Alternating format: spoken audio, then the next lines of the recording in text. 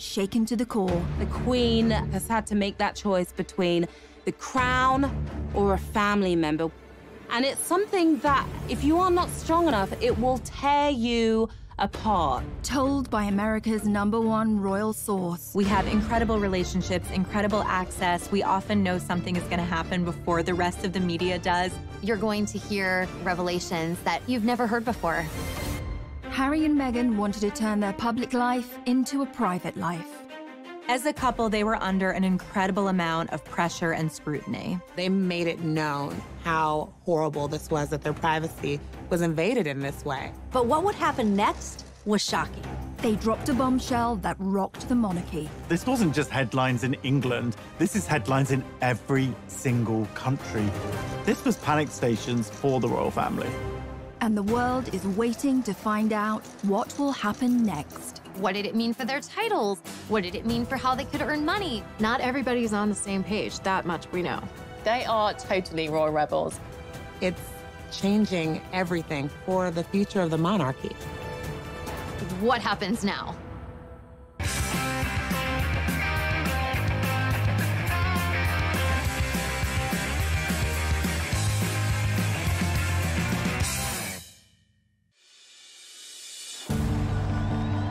How does a girl born and raised in California end up meeting and marrying a royal prince? It sounds like something out of a straight-to-DVD movie, and at first glance, Meghan and Harry seem like an unlikely match, but they have more in common than you might suppose. We all think we know the Meghan Markle story, but this is who she really is. Meghan Rachel Markle was born 5,000 miles away from Prince Harry in California. People readers are obsessed with Meghan Markle because she was just an ordinary American girl. She grew up in Los Angeles in quite a regular family. She lived an ordinary life in many aspects. She was born to Thomas Markle and Doria Ragland. Meghan's dad actually worked in the entertainment industry. He was the lighting director on shows like Married with Children. And her mom had a bunch of different jobs. She was a yoga instructor and she was a social worker. I think her parents each brought different life experiences to her childhood and to raising her, and Meghan was really adored. When Meghan was born, she stepped into a pre-made family. She had an older stepsister, Samantha, and brother, Thomas Markle Jr., from her father's previous relationship. It was a blended family, and one of the sweet stories from her childhood that she shared is that she had coveted a Barbie doll set that was called a Heart Family. And it came in a white version and a black version. Her dad actually went, unbeknownst to her, bought both sets and then mixed them so that it looked more like her family. It just goes to show how cherished Meghan was by her parents and how much they wanted her to feel proud of her biracial heritage. However, a happy life for this blended family was short-lived. By the time Meghan was 6 years old, Thomas and Doria's relationship had come to an end, and divorce followed, although it wasn't as acrimonious as some of the stories you may have heard. When Meghan first came on the scene, the royal scene, there was some really nasty speculation and headlines about Meghan's rough childhood, where she'd grown up, and really, frankly, racist approach to that. And it couldn't be further from the truth. They did everything they could to ensure that her childhood remained as loving and stable as possible, encouraging her creativity, making sure she was getting the very best education she could. In LA, Meghan attended the Little Red Schoolhouse and was soon writing to the very big White House. Yes, at the tender age of 11, she had already started campaigning for women's rights. When she was just 11 years old, she saw a dishwashing detergent commercial on television. It was by Procter & Gamble, and she felt it was very sexist. The gloves are coming off. Women are fighting greasy pots and pans with Ivory Clear. And Meghan said to her parents, why does it say women? You know, don't men also wash dishes? So her dad actually encouraged her to write a letter to Procter & Gamble, which she did. And the result was incredible. They actually changed the commercial to people across America. That got Meghan her first kind of national attention, and she saw that her voice mattered. Write letters and send them to the right people, and you can really make a difference for not just yourself, but lots of other people. As a teenager, Meghan attended the Immaculate Heart High School, an institution known for its liberal arts and drama courses. You know, Meghan always really wanted to be an actress. Even when she was in school, she was in her school plays and musicals. She was very popular, and she just sort of lit up the stage. After she graduated college, she was determined to make it as an actor. She had to start somewhere, and in 2006, she took a job as briefcase girl on the game show Deal or No Deal.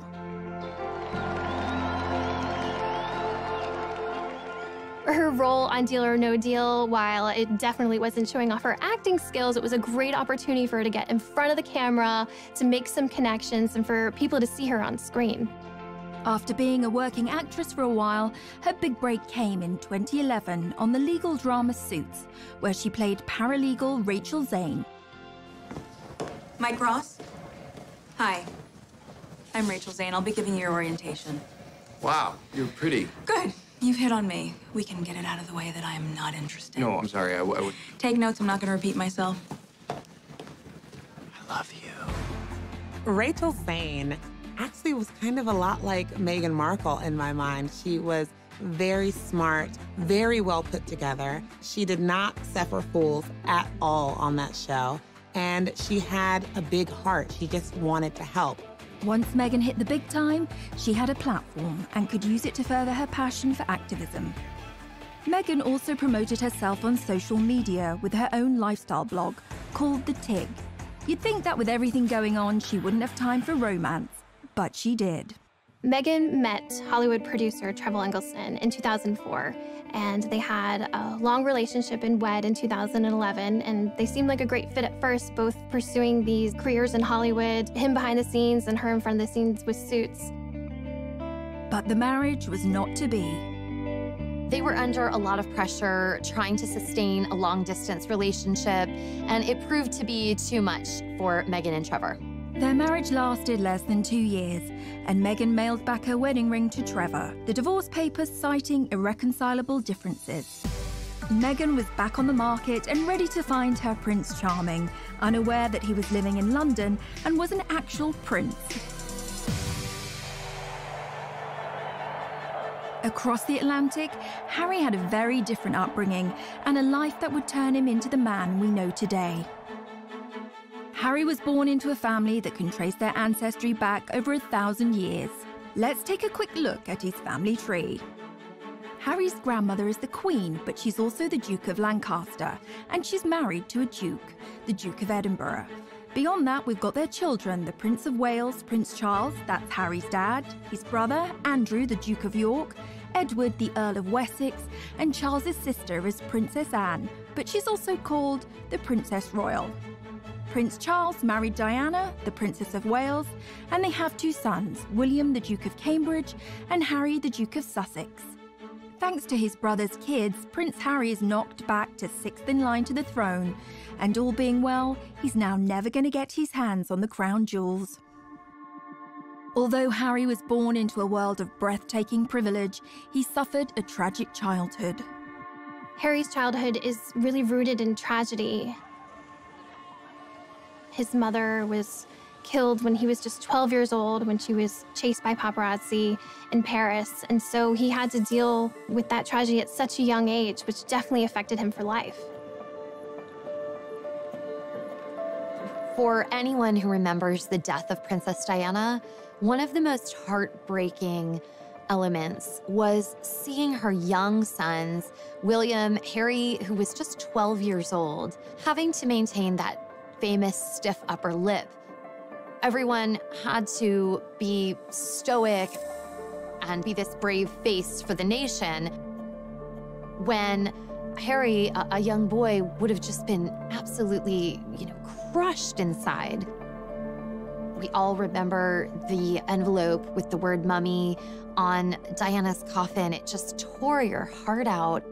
You can't ask a child to have to contain all of those intense emotions and not think that later on, those feelings are going to need to be dealt with. Even an untroubled childhood can lead to a messy young adulthood. As Harry got older, he gained a reputation for being a rebel and a globe-trotting party boy. Harry's wild years throughout his 20s are well documented, from skirmishes with the paparazzi in public to a costume party where he came dressed as a Nazi. It just was endless. But today we know that all the sort of rowdy times were kind of a last hurrah before he left for his service. Harry went from party boy to action hero when he joined the military, where he served for 10 years, including 2 tours of Afghanistan. He thrived in that environment. Perhaps it was a relief for him being able to step away from the spotlight. He was a particularly skilled Apache helicopter pilot and gunner and rose to the rank of captain. During the military, he was able to get out of the public eye. He was able to be one of the guys. And that really allowed him an opportunity to blossom in a way that he hadn't when he felt a little bit more repressed in the royal family. This is when we really began to see Harry coming into his own. And, watching him fly helicopters in his camo, I mean, this is when he starts to kind of rise as maybe the most sought-after bachelor in the world. Harry was always a big hit with the ladies, and some of his romantic liaisons have been with businesswoman Chelsea Davy and British model Cressida Davis, who is actually a descendant of King Charles II. Harry certainly had a busy dating life, but once he started dating someone, the whole spotlight of being in the royal family came down on them, and they couldn't handle it. 2 of his biggest relationships ended because the girls couldn't stand being in that media glare. So single again, the most eligible bachelor in the world was looking for love. But going back a little further, what about some of Harry's ancestors and their love lives? The path to royal romance has never been a particularly easy one, unless you were King Henry VIII. He set up his own religion just so he could divorce his first wife. Divorce was strictly forbidden by the Pope in those days, so Hank VIII set up the Church of England in 1534 and made himself the boss. With that technicality out of the way, he went ahead and married 5 more times. But he had 2 of his wives, Anne Boleyn and Catherine Howard, beheaded. In 1937, King Edward VIII married Wallis Simpson. Not just a commoner, an American. And if that wasn't bad enough, she was a divorcee. And like Henry VIII, who did what the heck he liked, Eddie's problem was that the Church of England didn't allow people to remarry if their ex-spouses were still alive. This was like an episode of Jerry Springer, and it provoked a constitutional crisis. Poor old Eddie had to abdicate. That's a lot to give up, especially when Mrs. Simpson was also seeing a married car mechanic called Guy Trundle. I promise you, we're not making this up. But rumours were she'd learned some tricks in a house of ill repute, which sounds thrilling, if rather tiring. If you wish to marry a commoner, you may end up with a morganatic marriage or left-handed marriage, an unevenly socially balanced marriage where the royals' titles and privileges don't extend to the spouse or offspring. It's a bit like flying, way easier to downgrade than upgrade. That law got changed for William and Kate, by the way. Now, Princess Margaret discovered that when she fell for Peter Townsend, a married man. Her sister, the Queen, told her she could marry him, but she'd lose all her titles and privileges. She decided to hang on to them and dump him, which feels extremely fierce and badass for 1960. Good choice, Madge. It goes to show that the path to true love is never easy, especially if you are marrying into the royal family, and Meghan would face her own challenges. Coming up. It was a very bold move, him standing up and protecting his girlfriend at the time and saying, I'm not standing for this.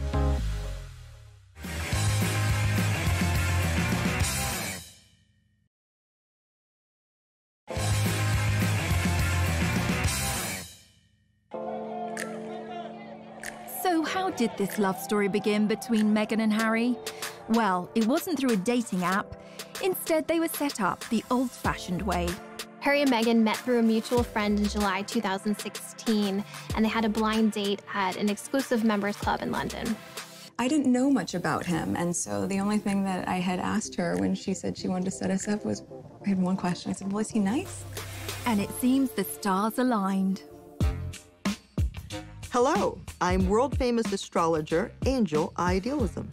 I have cast what's known as the Davidson chart of Harry Windsor and Meghan Markle. In essence, you take two individual astrological charts and you mesh them into one chart and you interpret it as one chart. What's interesting, while I'm looking at Harry's chart, I wouldn't automatically say, oh, here's a royal. Saturn is where we have approach avoidance. I want it, I don't want it. I'm gonna eat that muffin, I'm not gonna eat that muffin. So he has it on his power seat, and Saturn rules authority figures. So he's yes, no, yes, no, yes, no. I wanna be an authority figure, I don't wanna be an authority figure. Meghan Markle, with loads of sparkle. So she does have Venus in Virgo, which is a difficult Venus position. Venus in Virgo is, I love you, comma, but your feet are stinky. I love you, comma, but I know you're a royal, but could you not be? You know, they're so bloody good together because Harry is a Virgo. And of course, Meghan has Venus in Virgo. So when somebody's Venus is on your sun, it's like you meet and it's love at first sight. So it's all or nothing, do or die. A yes is a yes, a no is a no, a maybe is why the heck we still talking. They are quite naturally a revolutionary coupling. After a handful of dates, things moved quickly, and Prince Harry invited Meghan to accompany him on a trip to Botswana in Africa. Classic fourth date move.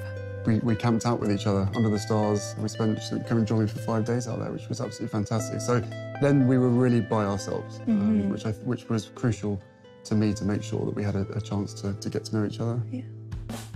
Harry and Meghan were doing real-life Sleepless in London and Toronto at the time. Meghan's living in Toronto, where she has this busy career on Suits. Harry, of course, based in London. Like anyone knows, long-distance relationships aren't easy, but they found a way to make frequent trips to see each other as much as possible. For the first few months of their dating life, they were able to enjoy their secret love affair away from the glare of the media. But their relationship leaked out on October the 31st, 2016, with news Harry was dating an American actress. There's a misconception that because I have worked in the entertainment industry that this would be something I would be familiar with. But even though I've been on my show for, I guess, 6 years at that point, and working before that, I've never been part of tabloid culture. I've never been in pop culture to that degree and lived a relatively quiet life. The British tabloids were incredibly harsh to Meghan. They used racially tinged language to describe her. They felt like she was a money grabber, a social climber, that she was doing this to be famous. The treatment of Meghan echoed how his mother Diana had been harassed and hunted by the press, but this time he was in a position to do something about it. The royal family is famously tight-lipped when it comes to talking about stories in the media, but on the 8th of November 2016, Kensington Palace issued a statement that showed Harry's true feelings and anger at the situation. That was one of the first signs, really, that Harry wasn't like the other royals, that he was not going to be put in a box and to just accept what the situation was. It was a very bold move, him standing up and protecting his girlfriend at the time and saying, I'm not standing for this. But also, Meghan was in love. She was going to do what she had to do to be there for him and to kind of deal, because you could tell this was not something that was taken lightly for her either. She took this relationship very seriously, which is clearly why she stuck around. Away from the headlines, this starry-eyed couple kept moving forward. Meghan and Harry's first public appearance on the world stage was at the Invictus Games, an international sporting event set up by the Prince for injured soldiers. They walked in to the stadium hand in hand, and it was clear that this was someone special in his life, and he was making it known to everyone. The couple were totally at ease with each other and very natural. We saw early on just how happy they were together, and part of that was through how they were breaking royal protocol. They would touch hands, we would see a little PDA, and all of that was so relatable and approachable and just made us root for the two of them that this was gonna work. Soon, Meghan started reprioritizing her life. She shut down her social media site, The Tig. She walks away from Hollywood. Which kind of had the hands of the palace saying, okay, if you're gonna be a princess, then we need to get all of these things in order. After weeks of anticipation, the world finally got the news they had been waiting for. On November 27th, 2017, Meghan and Harry announced their royal engagement. It was official. The couple, thrilled and happy to be engaged, greeted the media as a united front at the official photo call at Kensington Palace. Was it romantic? They walked out in Buckingham Palace to a place called the Sunken Garden. This was a garden that was really special. It was a favorite spot of Harry's late mother, Princess Diana, so it was a nice homage to her, a nice way of including her in the moment. You could just really feel the love radiating off of them. And it was the first moment that we saw the ring. So it was a beautiful, enormous diamond ring. The center stone is from Botswana. And then the two outside stones were from Princess Diana's collection, so including Harry's late mother in this moment. They released a beautiful set of photos that were really stunning, but even then, some of the press point out things chipping away at Meghan, pointing out ridiculous things, that she wasn't wearing tights and this wasn't following royal protocol, which is just kind of ridiculous and archaic. Harry and Meghan's natural way with each other, this ease that they have, was apparent from the start, especially during this engagement announcement, holding hands, looking up at each other, all smiles, very comfortable with each other. And this was a stark contrast to the engagement announcement that we saw from Harry's mother and father, Diana and Charles, where it seemed uncomfortable and slightly awkward. Can you find the words to sum up how you feel today, both of you? Difficult to find the right sort of word, isn't it, really? Just delighted and happy. And I'm amazed that she's been brave enough to take me on. And I suppose in love. Of course. Whatever in love means. And while he must have endured a refreshed grief as he reflected on his mother not meeting Meghan, he said that they would have got along smashingly. They'd be thick as thieves, without question. I think she would be over the moon, jumping up and down, you know, so excited for me. But then, as I said, would have probably been best friends with Meghan. She's with us. I'm sure she's with us, yeah, you know, jumping up and down somewhere else. Coming up. Meghan and Harry's wedding was like a wedding that the royal family had never seen before. This was like more glamorous than the Oscars.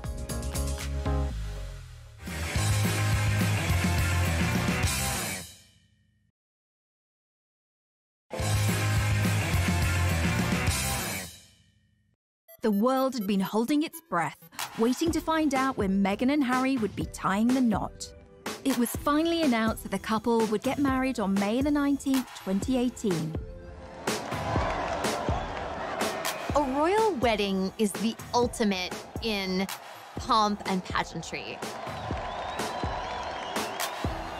Royal fans just delight in a royal wedding. I mean, it's the fairy tale. The royal wedding is Cinderella's castle, Prince Charming, all of that rolled up into one. And like so many decisions in this couple's life, they chose a different kind of royal wedding from their predecessors. The average wedding in America these days costs around $35,000, which seems like a lot, and a pretty compelling case for a drive-through off the main drag in Vegas. The most recent royal weddings have become much more fancy schmancy affairs. I mean, maybe not Kim Kardashian fancy, maybe not Elton and David pink champagne and caviar fancy, but in terms of cost, royal weddings win every time. Will and Kate's wedding cost $34 million in 2011. The price went up again for Harry and Meghan's wedding. That cost around $45 million. Sibling rivalry or just a lot of transatlantic flights? One of the most expensive royal weddings ever was in Monaco. Prince Albert II married Charlene Whitstock. That was about $70 million. But have you ever been to Monaco? A cheeseburger is like $40. It's ridiculous. Even that, though, was nothing compared to Harry's dad. In 1981, nearly 1 billion people watched as Diana Spencer married Prince Charles. And if you adjust for inflation, it cost somewhere between $70 and $110 million. But for all that, today's royal weddings seem like lavish affairs. Most of the budget goes on security. Right, back to Miss Markle. As Harry's bride, she provoked controversy not only as the first American to join the royal family, but the first biracial person to marry into it. Meghan had her own ideas of how she wanted her wedding day to be different. Harry and Meghan chose to have theirs at Windsor Castle in St. George's Cathedral, which is almost 700 years old and the final resting place of Henry VIII. Hooray! Hooray! God bless Prince Harry and Meghan! On the day, millions of people from around the world tuned in to watch the ceremony. Because this is history. This is a very important moment.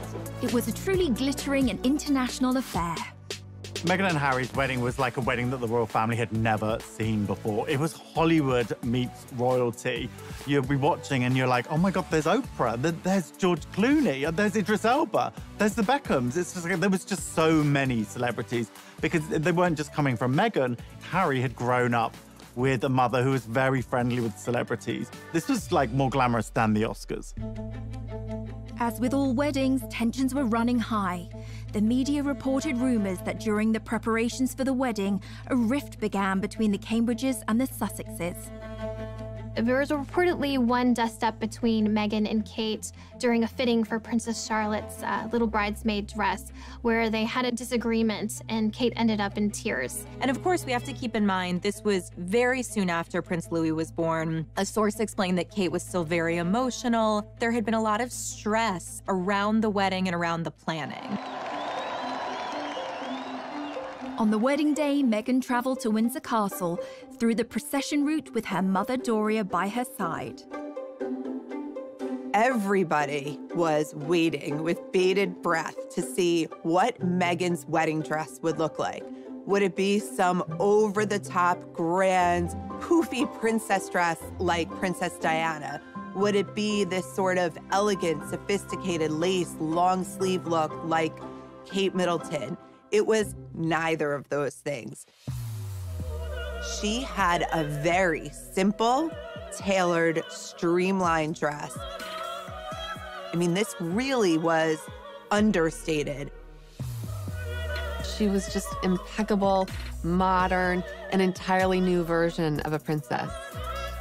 Only a few days before, Meghan had been due to walk down the aisle with her father, Thomas, but he then announced that he would not be at the ceremony due to his recovery from heart surgery. And of course, the media went to town on the divisions within her family. Anytime there's a big wedding where families coming together, there's a lot of potential for strife and stress. And then came the question, who would walk Meghan down the aisle and what's going to happen now that her father is not there? She made a real groundbreaking move in deciding to walk the first steps by herself, which really showed that this was a strong, independent woman who was making the decision to step into this life on her own. And then she was greeted by her father-in-law, future King of England. Prince Charles stepped in to walk Meghan partially down the aisle. There's no greater compassion and love for a future daughter-in-law than to take her by the hand to lead her to Harry to get married.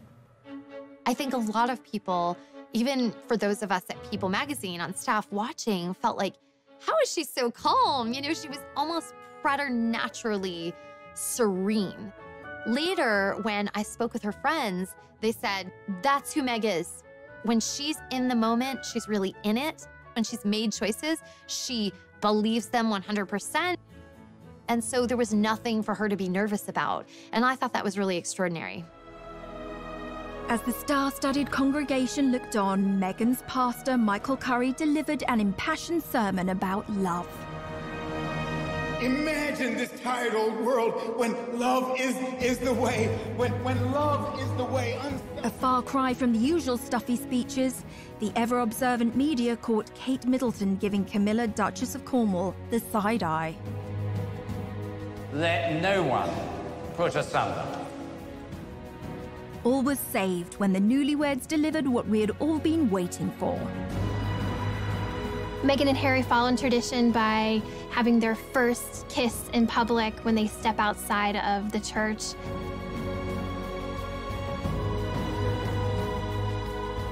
It was really the sort of like big PDA moment between the couple. The crowd went absolutely wild. It felt like it could just be your friend's wedding and they happened to be really in love, but it happened to be something that millions of people were watching. So it was that authenticity and that genuine love that really came across, just as all of their other public moments had brought. That day, the couple received a new title from the Queen, Duke and Duchess of Sussex, and their new life began.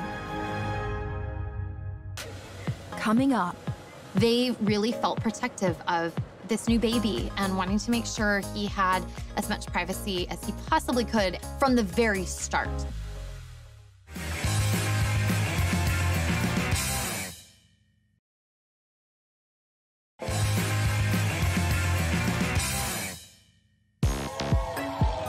The start of Harry and Meghan's life was exciting, and as newlyweds, they moved into Kensington Palace, right next door to Will and Kate. In the summer of 2018, Meghan and Harry are settling into newlywed life. She's stepped into not only a new family, but a whole new country. So they're just kind of established in their footing as a married couple.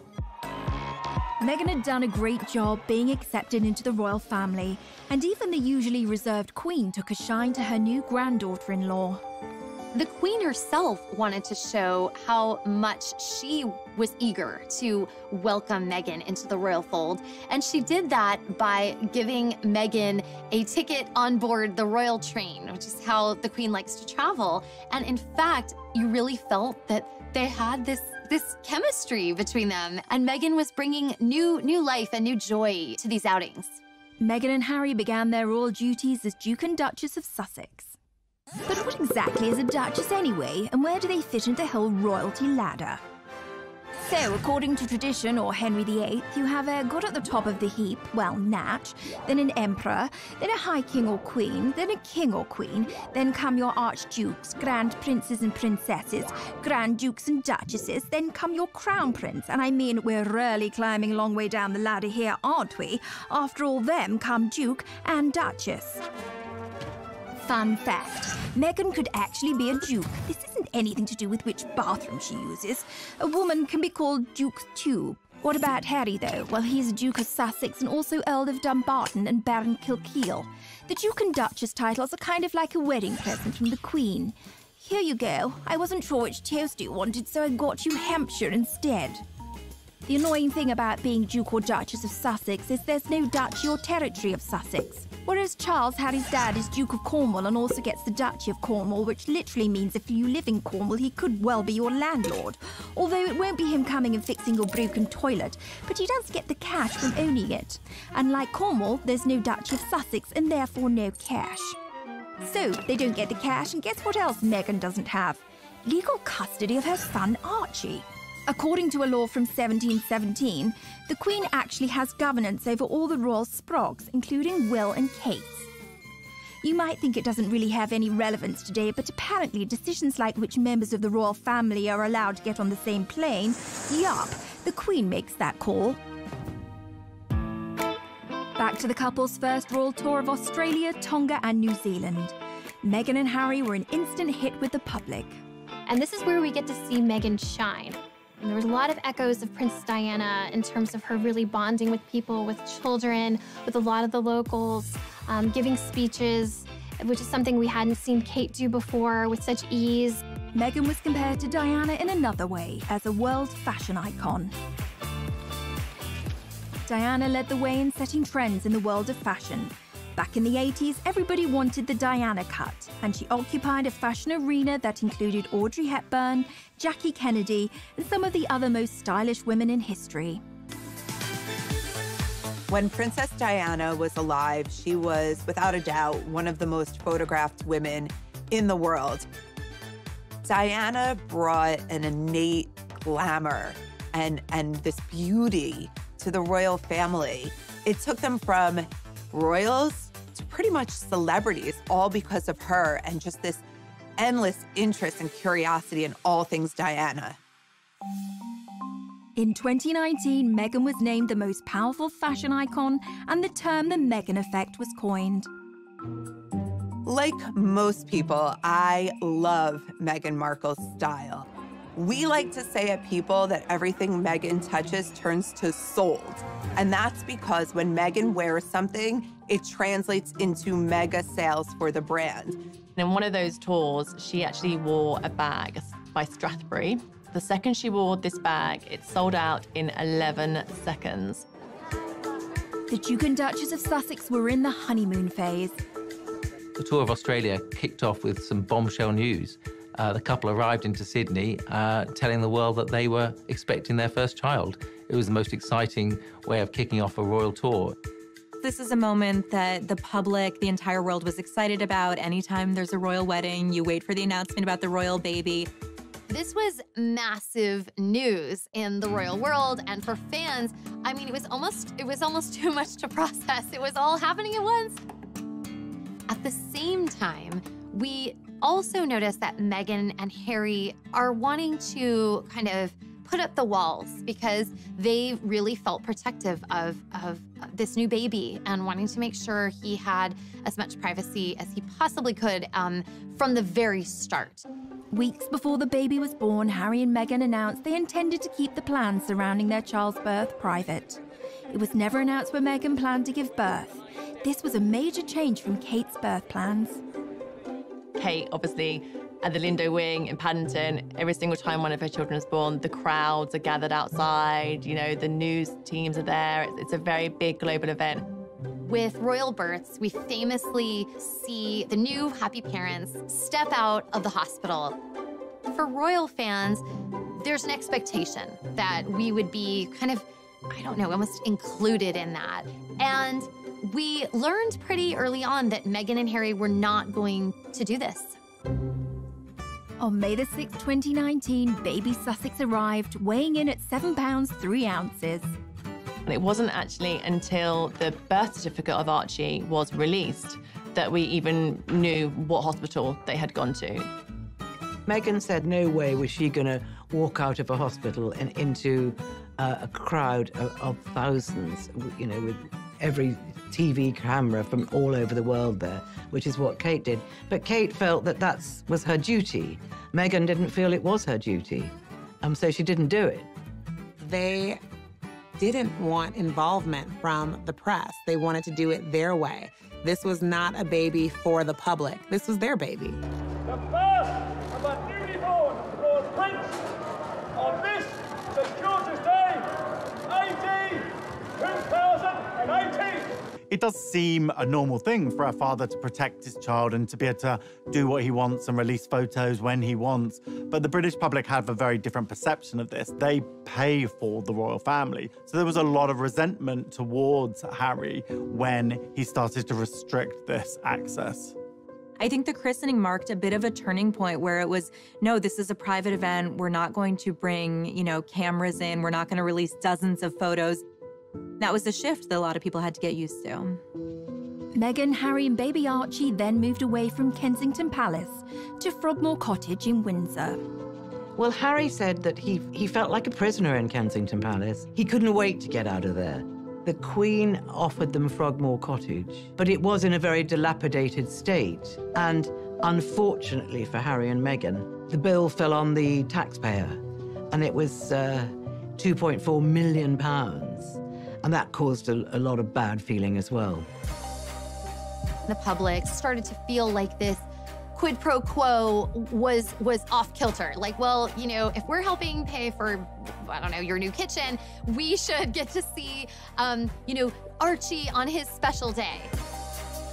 Meghan and Harry, they wanted to be royal and to enjoy the royal life, but they also wanted a private life. And those two don't really go together. Coming up. It was the first time that a member of the British royal family has done anything like that.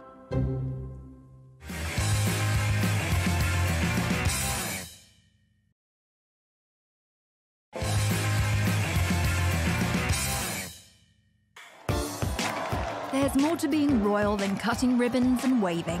There are very strict rules and protocols that must be followed. My name is Micah Meyer, and I'm the founder of Beaumont Etiquette. My training is very formal. It was done in London under a former member of the Queen of England's household staff. I think there's this heightened level of fascination when we all saw Meghan Markle marry into the royal family. We were like, wait, a real average person can become a real royal? In our minds, we just saw her go from A to B, but that definitely wouldn't have been the case. She would have been, practicing in royal aids, would have literally guided her throughout the entire process. Behind the scenes, she had to basically, in essence, join a royal training camp of how to become a royal. For instance, when you're addressing the Queen, she is Her Majesty, and after that it's just ma'am, rhymes with jam. And it's always a curtsy, especially in public. Meghan, we saw it for the first time on TV, we were cheering her on, and the lower and the deeper her curtsy went, the more confident she became. And so we can see her confidence in her training kind of evolve. A lot of etiquette around the royal wife, and we actually see how she starts on that day that she was first engaged, and she's waving and very excited. And then we see her at the next event, and suddenly we see her fingers are together. And then we see that elbow come in even further, and then we see the polished wave in the end. Even the sitting position, that's one huge part of Meghan's training, we literally saw happen before our eyes. We see the old Meghan, and she would have one leg crossed over the other and her ankle kind of out and flapping about in a very casual way, which is very comfortable. As she becomes a royal, we see her training go into effect. That first big event where she's sitting next to the Queen, she's using this new technique. She has one over the other, toes pointing forward, and it's so tight. It's almost like there's a rubber band from her knees to her ankles. And if you tried to slip a little credit card in between her legs, good luck. You wouldn't have gotten it through. You can imagine how intimidating that first session of afternoon tea with the Queen must have been. Holding a teacup is actually even harder than it looks. You actually pinch your fingers together through the teacup, and then you use your middle finger underneath it. And if you want to support the teacup, you can use 2 fingers like the Duchess of Cambridge does at the very bottom. Knowing what she went through, how fast she went through that training, that's not typical for a royal. And she really did a good job. But Meghan hasn't always been so obedient, and when she started tearing up the royal rulebook, her newly universal adoration and shine began to fade. One of the ways that we see Meghan and Harry start to bend some rules, maybe even start to break some rules, was when Meghan guest edited Vogue. Unlike previous royal princesses' involvement with Vogue, Meghan didn't just pose for the magazine. In fact, she didn't put herself on the cover. She celebrated women around the world who are doing extraordinary things. It was called Forces for Change, and it included interviews with everyone from Jane Fonda to Greta Thunberg. It was the first time that a member of the British royal family has done anything like that. This move was seen as too political by some critics who saw this as kind of an inappropriate royal role for her and not what we had been used to seeing. There's an interview between Meghan and Michelle Obama, and Michelle Obama gives her some advice about how to handle fame and the royal family. Usually, you don't get outside advice. The palace is what gives you the guidance that you need to go forward. That didn't really go over well with some people. Yet again, Meghan was feeling the backlash from the world around her. Humans fear change, and in this situation, there was a lot of change going on. The aristocracy and the monarchy is a stuffy institution. Meghan came in and she was completely different. She was an American, she was biracial, she was a divorcee. I think there could have been some fear that she is something other and that she could affect the monarchy and chip away at the monarchy. I think in some ways, what Meghan and Harry have done is just shown, listen, we're gonna do what's right for us. We are going to do what we are comfortable with. Meghan and Harry are not the only royals to have a rebellious streak. There's a long line of royal rebels, but there are those who know how to make it work for them. What about Princess Margaret, the Queen's sister? She liked to party. She partied hard with her daughter's godfather, Anthony Barton, with a former Prime Minister's nephew, Alex Douglas Horne, and it's thought she even partied with Mick Jagger and Warren Beatty. She partied hard in her party house on the party island of Mustique. But then she calmed down and got herself a toy boy, marrying a guy 17 years younger than her. Then she got the first royal divorce since 1901. She rocks. But if you ask us, the royal rebel closest to Meghan's heart would probably be Princess Louise, Queen Victoria's fourth daughter. She questioned everything, earning her the nickname Little Miss Y. She was very cool. She refused to marry someone she didn't love, was an ardent feminist, and visited imprisoned suffragettes, the protesters for equal rights for women. And, stop me if this sounds familiar, she got married and moved to Canada. Her full name? Louisa Caroline Alberta, and yup, Alberta, Canada is named after her. The province was originally going to be called Louise. If you can find a more Meghan-friendly royal rebel than that, then you can send us to the Tower for treason. Coming up. It was a huge betrayal for Prince Harry and Meghan, and they let it be known. They filed suit.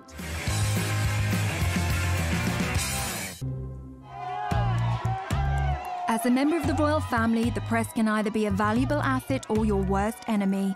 And Prince Harry and Meghan have maintained a love-hate relationship with them. There have been times when the royals have welcomed the press in terms of trying to get their messages out. And this can be anything from, obviously, the Royal Rota, which is the established UK press corps, attending their engagements, which are to benefit charity, to shine a light on good causes. And that's the time when they really embrace the press. Even Harry's mother, Diana, used the media to her advantage. Princess Diana famously used back channels to set up an interview with the BBC's Martin Bashir on the show Panorama. And she did that because she felt that she could not make her side of the story heard. When no one listens to you, or you feel no one's listening to you, all sorts of things start to happen. For instance, you have so much pain inside yourself that you try and hurt yourself on the outside because you want help. But it's the wrong help you're asking for. People see it as crying wolf or attention-seeking, and they think because you're in the media all the time, you've got enough attention, inverted commas. But I was actually crying out because I wanted to get better. We have never seen any royal open up the way Diana did, the way she bared her innermost thoughts and feelings. But unlike Diana, Meghan was too new to royal life to start airing her grievances publicly. But her friends would rally to the cause. In an exclusive interview with People magazine, Meghan's inner circle opened up about the Duchess's private life and her struggles with the UK tabloids. In February of 2019, Meghan's inner circle of friends felt that they could no longer remain silent while what they saw as global bullying of Meghan was unfolding. They wanted to speak out, and they came to People magazine to do that. What I heard from them was that nobody celebrates your wins bigger than Meghan. And by the same token, when you're struggling, Meghan is there with a box of Kleenex and a bottle of wine, anything she can do to comfort and support you. And, they talked about another misconception that Meghan is so high maintenance. There was a report that Meghan wanted the church sprayed the specific scent, and it was sort of diva moment. And the friend said, Meghan is so religious, she would never, ever disrespect a holy place like St. George's Chapel at Windsor Castle, and that's a contradiction to who she is. I came away feeling like my friendships are really inferior to Meghan's, because these women, they felt so loved by her and supported in a way I had really never seen before. Meghan got a little help from her friends, but it was short-lived. Later that month, the Daily Mail ran an article that for Meghan and Harry crossed the line. There was a major issue with the Mail on Sunday that published a letter, a private letter that Meghan had sent to her father. It was a huge betrayal for Prince Harry and Meghan, and they let it be known. They filed suit.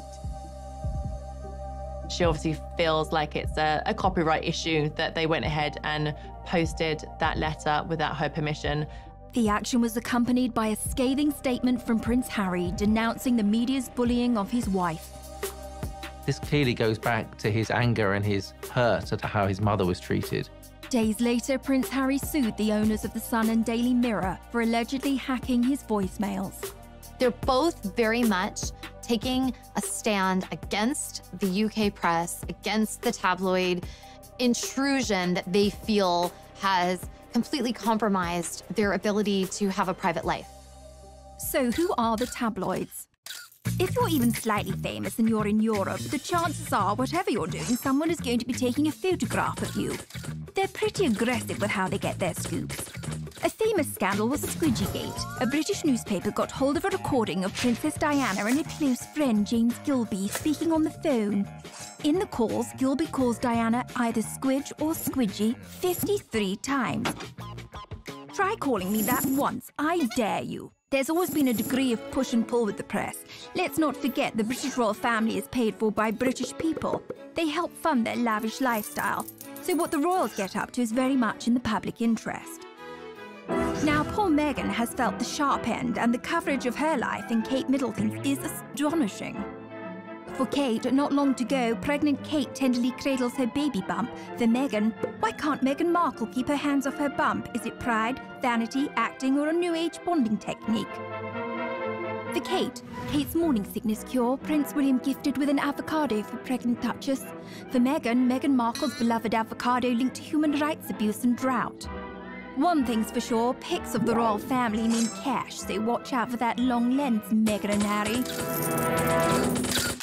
Coming up. People were saying, is this gonna work out? Are they gonna be able to stick this out? Because it's not looking good.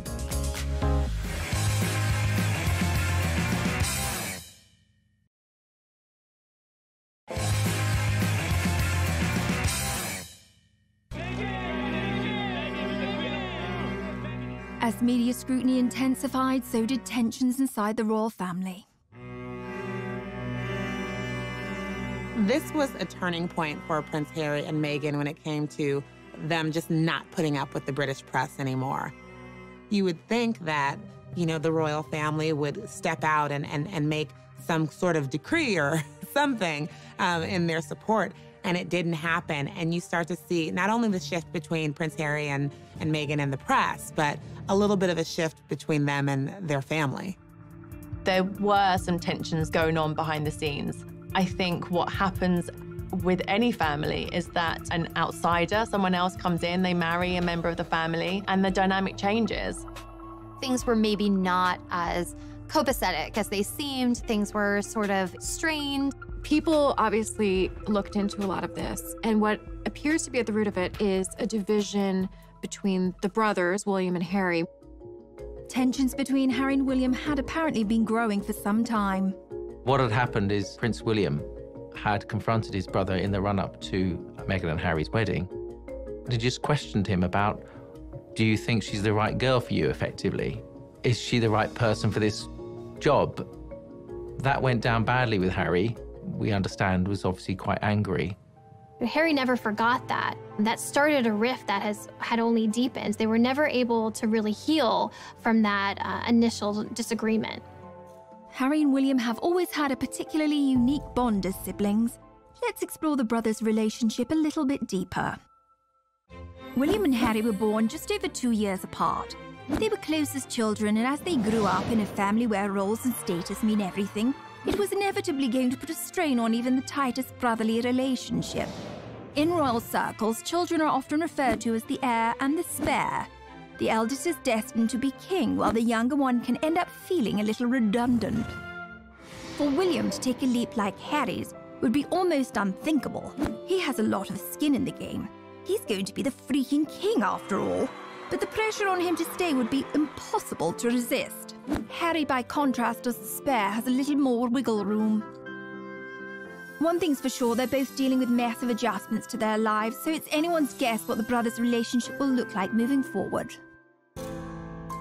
Meanwhile, Kate and Meghan were dealing with their own issues. I think we all wanted Meghan and Kate to be best friends because we love Kate and we love Meghan, and it was, okay, now we have two of them. But they're so different. They grew up completely different, and they have different roles now. So when they didn't really seem to become best friends, people started thinking that they were frenemies. And the tabloids went crazy, setting them up against each other. Any new mom can understand the value of calling a girlfriend and having someone over to help you out and figure out this new role as a mother. And Meghan was very isolated. She was starting anew without the support system that most of us have when we enter this new chapter of our lives.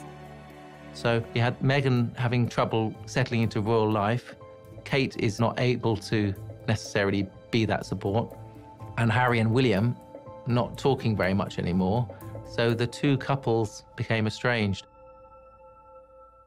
It was on a tour to South Africa that Harry and Meghan seemed to finally reach a breaking point. When they were in South Africa, they recorded a documentary with ITV, and it was really the most personal we've ever seen Harry and Meghan be. They had a film crew following them, and this really was the first time that they were honest about how they felt.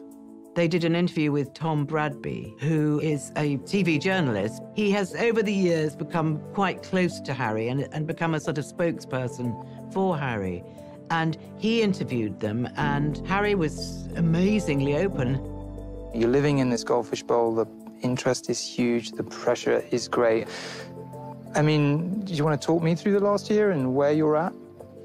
Look, part of this job and part of any job, like everybody, means putting on a brave face and turning a cheek to a lot of this stuff. But again, for me and for my wife, you know, of course there's a lot of stuff that hurts.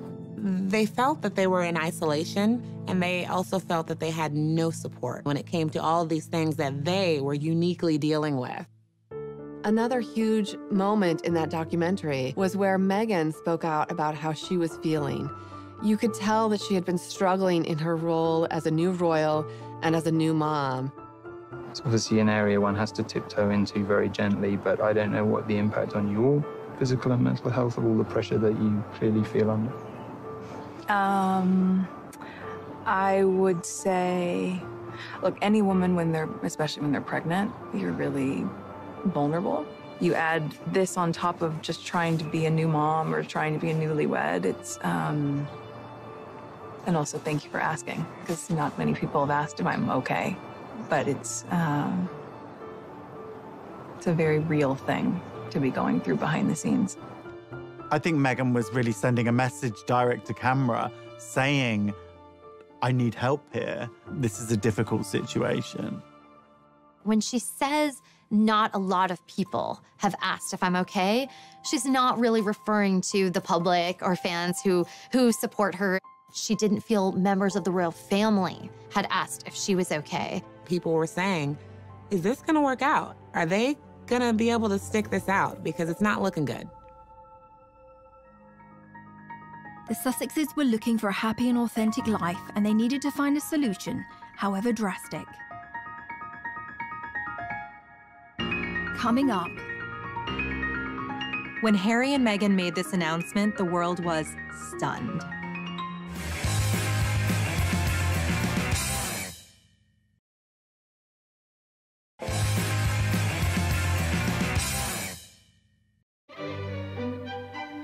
We all remember those moments in history that changed the world.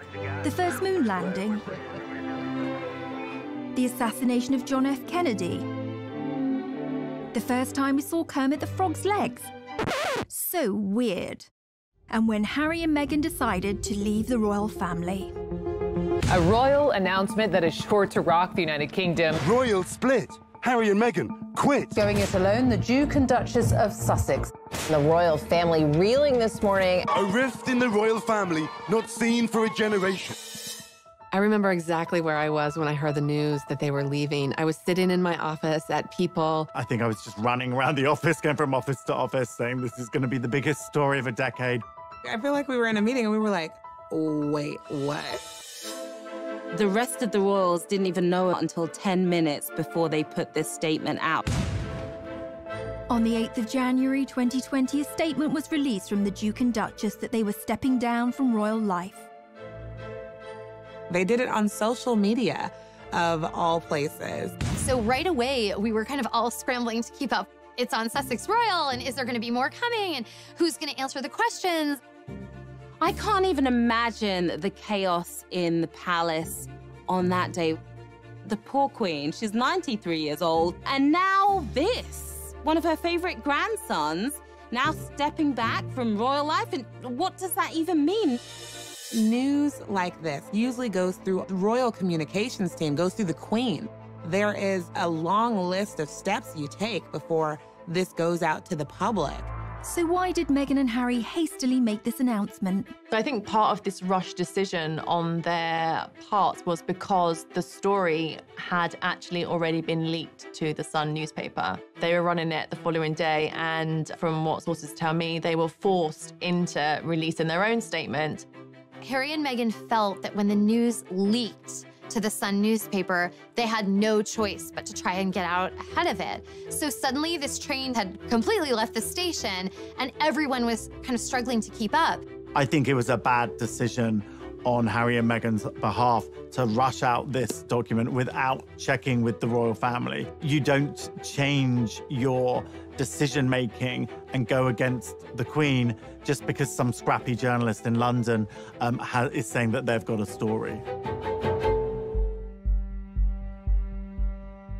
There had been rumours that Harry and Meghan had been in discussions with members of the royal family about leaving the monarchy, but this surprise announcement was a stunning reveal for all parties involved.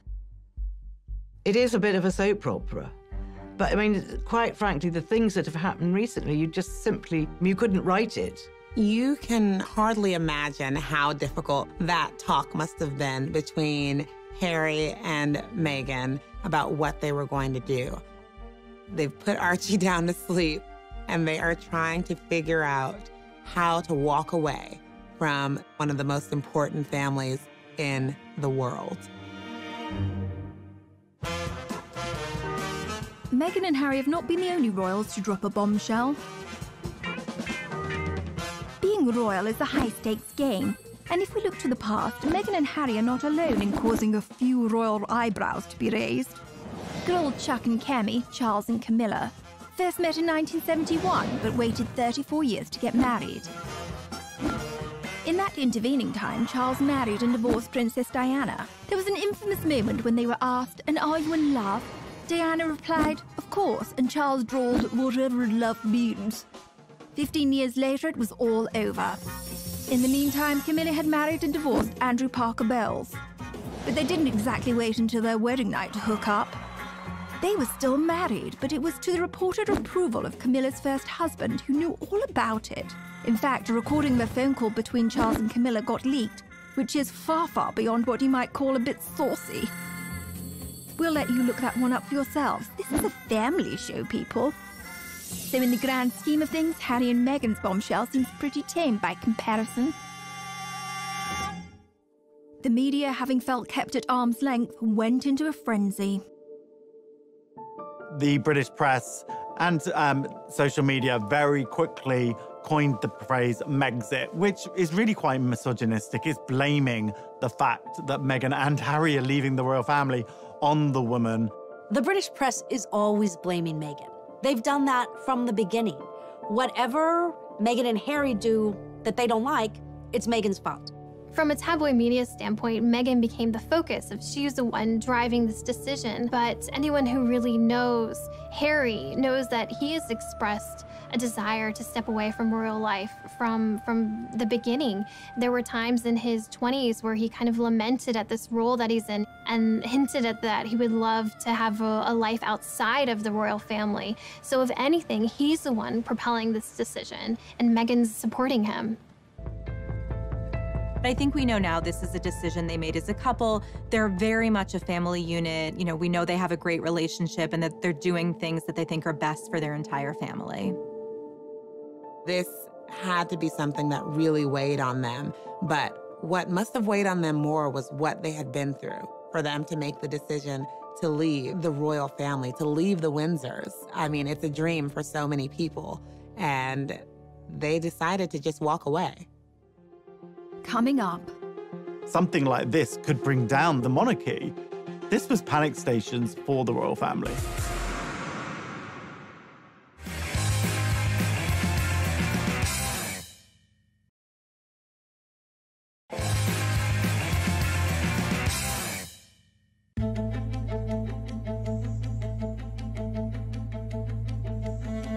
After the bombshell was dropped, all royal parties had to scramble to determine what would happen next. Something like this could bring down the monarchy.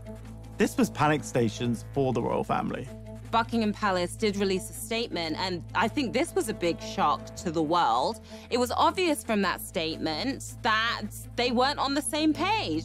The discussions are still ongoing. We know they are expressing an interest to do this, but all the details haven't been worked out yet. The thing is, you don't announce the plan until you know what the plan is, right? They did things back to front. By now, Meghan had already gone to Canada, and 93-year-old Queen Elizabeth had to spring into action and implement damage control for the monarchy. The Queen and her senior advisors did some very quick thinking. They said that they were going to have a summit at Sandringham.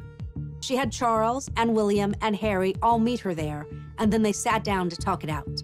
The pressure on the Queen here is immense. The Queen was on her back foot. She is under pressure to be the leader and to have an answer and to have a path forward, and the clock is ticking. Within days, on January the 13th, 2020, the Queen publicly announced a declaration of her blessing for the couple. 5 days later, the Queen released a statement that was really in support of Harry and Meghan's decision. And this was one of the most emotional statements we had ever seen from the Queen. Since the death of Princess Diana, she used terms like my grandson, my family. We're not used to seeing those sort of terms of endearment coming from the Queen. She loves Harry. She wanted to make sure that Meghan and Harry felt that they had her backing. But that also helped kind of put a lid on any other gossip and drama that would immediately come out in those first few days. This is unprecedented. There were so many details to work out, so many questions. Where are they going to live? What will their titles be? Everyone wants to know how they will actually go about charting out this new life and where the money's gonna come from. What are they gonna do? But how do the royals make their money? Yes, let's talk about money. I'm Haley Sachs, and I'm a financial pop star. The royals make their money 3 different ways: through inheritances, sovereign grants, and also through duchies. The sovereign grant is taxpayer money. So if you're watching this and you live in Britain, I'm sorry, because you paid Meghan and Harry $130K last year just to leave your country. So yeah, you can cry about that. Basically what the duchies are is like Prince Charles is a landlord. He's inherited these properties. They're baller properties, and he's making money on them because people live there, they visit, and he's pocketing the cash. Prince Charles, he gives some of that money to his sons. The Sussexes can credit 95% of their income just to Prince Harry having a rich dad. So yes, Harry has a rich dad, but he also had a rich mom. Diana didn't come from nothing. Like, she walked into the royal family with her own fat wallet. When she died, she left Prince Harry $10 million. Even though the couple quit being royals, these two are media starlets. They're not looking just for money. Really, what they're searching for with this exit is impact. Coming up. The royal family is doing the most positive things. They're putting on a great show for the British public that all is fine here. Everything is good. The show will go on. The monarchy is solid.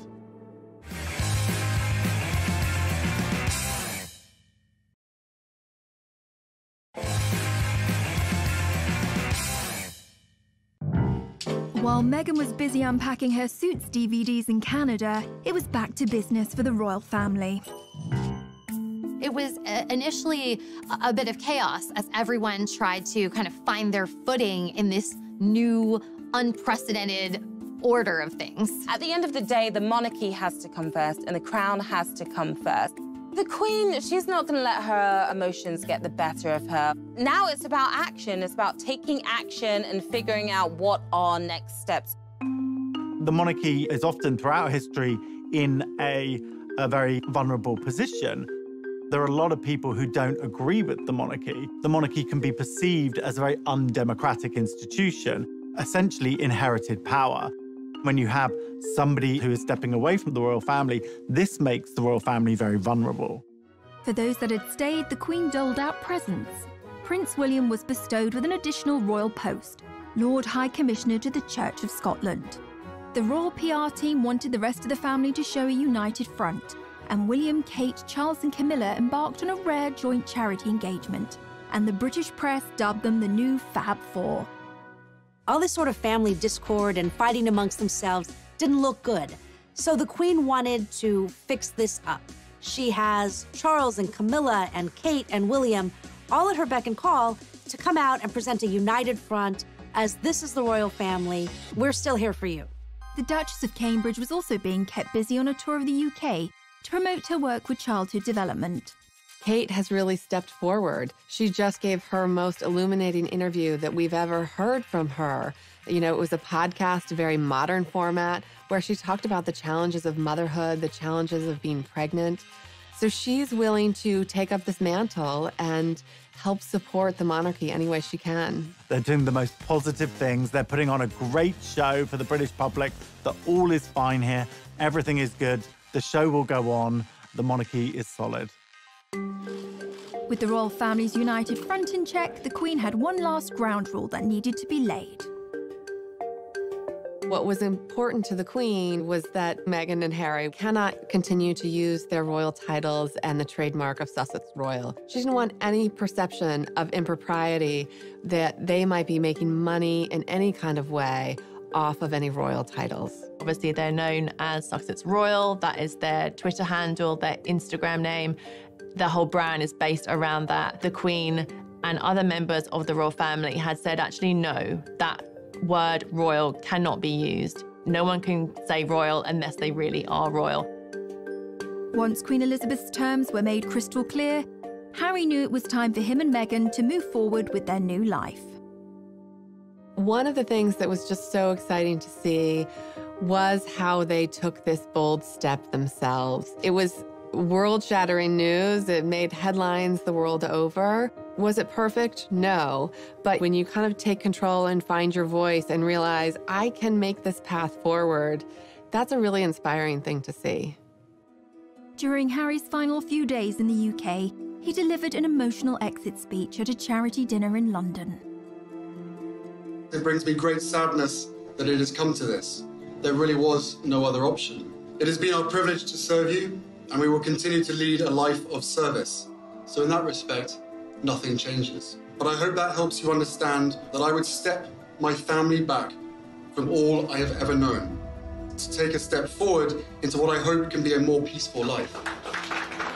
It's a tough situation, particularly for Prince Harry, because this is his family. These are the people who have loved him and raised him and who he has grown up with his whole life. We've all been in family situations that can be complicated, but they're always a part of who we are. So I think the goal for them is to still have warm relations. I think Harry and William still want to reforge their bond, but it's going to look very different than anything we've ever seen before.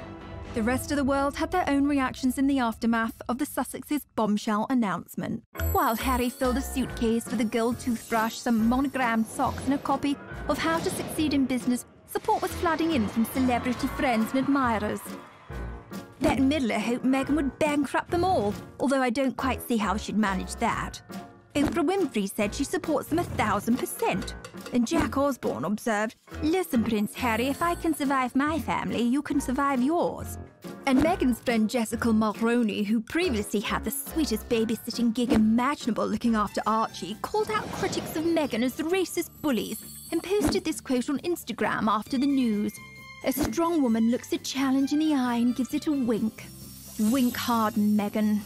Coming up, how is the next chapter going to unfold? The world is their oyster right now. They can pretty much do anything that they want.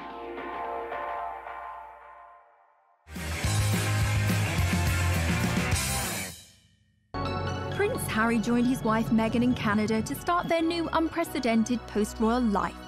It was revealed that Meghan and Harry are going to be splitting their time between the UK and Canada during this period of transition. So they set their sights on Vancouver Island, where they spent a lot of the time over the holidays. Life life in Canada was pretty peaceful for the most part compared to living in London. They were in a friend's $14 million mansion in Vancouver Island, taking a lot of walks with Archie, spending a lot of family time together, doing yoga, being as healthy as they possibly can be. Canada is somewhere that Meghan's very familiar with. She used to film in Toronto. But I think it's a place that she felt safe. This wasn't the spotlight of London, and they just needed somewhere calming, somewhere that they could get their thoughts together and really also heal their mental health, I think. So what are the predictions for the couple's next steps? It's brand new territory for them to be trying to find a way to basically earn money. And, you know, when you are the Prince of England and the Duchess of Sussex, it's like you have to earn a lot of money in order to keep up that lifestyle and to live independently. It's gonna be a really interesting road ahead. Their last round of royal engagements were in March. They're officially stepping back, and they'll no longer be using their HRH titles or Sussex Royal. But I think the world is their oyster right now. They can pretty much do anything that they want. Both of them are very smart. Both of them are very talented. Harry and Meghan's next steps in terms of their careers is anyone's guess. Who knows whether we might see a Meghan Markle clothing range for one of her women empowerment charities. We might see a book deal maybe, although various ones of those have been denied so far. We also know that Harry is involved in a TV project with Oprah for Apple TV. So that will be announced at some point this year, I'm told. We've already seen that Meghan did her first voiceover role for Disney, and the check was donated to a charity for elephants. They're definitely going to be cashing in on their celebrity status. There is no way they're going to be penniless. They are going to have offers coming through the door. We saw Harry and Meghan recently in Miami at this banking summit at JP Morgan. We thought they were going to be laying low. Suddenly we got the news that Harry and Meghan were sitting next to J-Lo and A-Rod at a star-studded event for JP Morgan. And there are rumors that Harry earned $1 million for giving a speech at that event. It's not a bad paycheck at all, especially for your first time outside of the royal family. People are going to be offering them deals left, right, and center, but they still have to have composure and remember where they came from, because ultimately they don't want to disrespect the monarchy. The Sussexes don't need to rush into anything. They're still extremely high-profile people. In fact, maybe even more high-profile now after stepping back from the royal family. And since making this bombshell announcement, they're probably more famous than they even were beforehand. What do the inner circle of Harry and Meghan's world think of this? Since Meghan and Harry have stepped away from their role as senior members of the royal family, what we are seeing is a completely new chapter, and really, as one source told us, uncharted waters. What Meghan's friends feel is that she's going to put her family first. She's going to put her son first. Her life as a mom is so important to her. And if everyone is chattering around her about, you know, but what about this? But she shouldn't have said that. She shouldn't be here. She shouldn't be there. That's something she's going to push out of her mind. I think an important thing to understand is that Meghan and Harry don't feel beholden to some of the rules that would govern William and Kate, who are in line to be future king and queen. We were told by a friend of Harry's that Harry the royal and Harry the person are two very different figures. And Harry the person wants to thrive.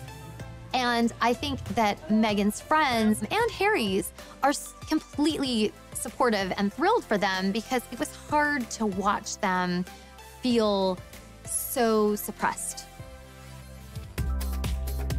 Meghan Markle and Prince Harry have left Canada, reports People magazine. So People magazine has been covering the royals really since the inception of the magazine for decades and decades. We have incredible relationships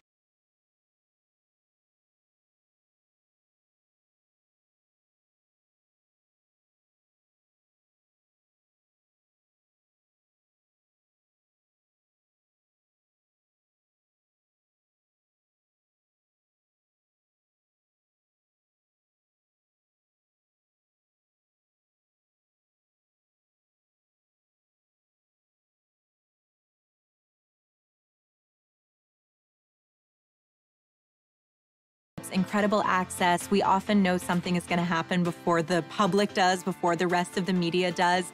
Ultimately, Meghan was pulled back to Los Angeles. That's where she launched her career. They are doing everything that they can to create a more peaceful life for Archie and for themselves and for their own sanity. They knew that they had to do something. We all knew that something had to give. Prince Harry and Meghan Markle got their wish, but they didn't. They are still very much in the spotlight. I mean, there is a huge glare on them. Everyone wants to know what this new life looks like. And I don't think that's going away anytime soon.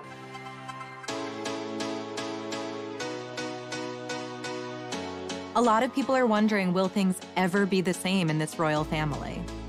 I think we're seeing like a new age of royals, and it'll be really interesting to see what happens with them and how they forge their own path, not just tied to the royal family. Never underestimate what your actions, your choices, and your resilience means to others. They stood up for themselves, and in so doing, they really paved the way for future royals to be able to do that. I mean, their own son, Archie, and William and Kate's children may find that they have more autonomy and freedom decades from now because Meghan and Harry were willing to make the bold move. They have been through so much, and this is a love story. People magazine readers and Americans are really hoping that Harry and Meghan have a happy ending.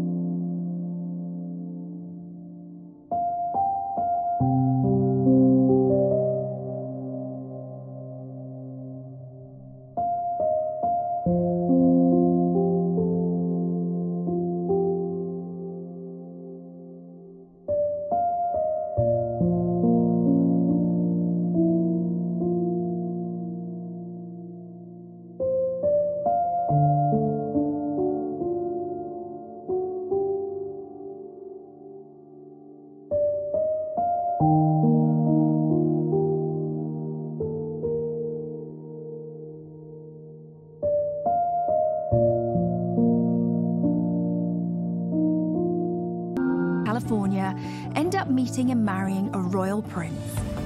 It sounds like something out of a straight-to-DVD movie, and at first glance, Meghan and Harry seem like an unlikely match, but they have more in common than you might suppose. We all think we know the Meghan Markle story, but this is who she really is. Meghan Rachel Markle was born 5,000 miles away from Prince Harry in California. People readers are obsessed with Meghan Markle because she was just an ordinary American girl. She grew up in Los Angeles in quite a regular family. She lived an ordinary life in many aspects. She was born to Thomas Markle and Doria Ragland. Meghan's dad actually worked in the entertainment industry. He was the lighting director on shows like Married with Children. And her mom had a bunch of different jobs. She was a yoga instructor and she was a social worker. I think her parents each brought different life experiences to her childhood and to raising her, and Meghan was really adored. When Meghan was born, she stepped into a pre-made family. She had an older stepsister, Samantha, and brother, Thomas Markle Jr., from her father's previous relationship. It was a blended family, and one of the sweet stories from her childhood that she shared is that she had coveted a Barbie